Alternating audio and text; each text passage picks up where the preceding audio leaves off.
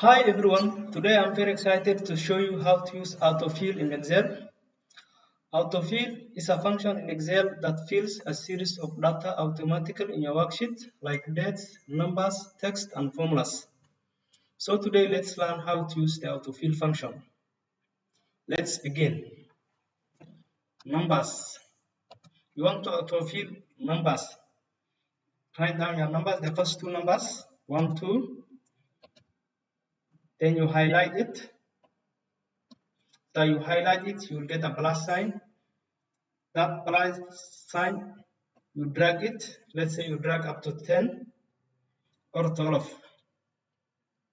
For days, let's write down day 1. Then you place your cursor there. So you get the plus sign, then you drag it.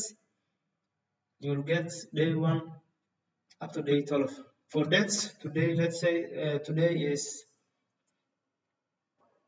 12th of September 2024. Place your cursor in the plus sign and then you drag it. For months, just write January. Place your cursor the plus sign and then drag it. It will automatically autofill. For days, write Monday, then drag it. It will automatically autofill for you. For text, just write mail, then place your cursor in the plus sign, then drag it.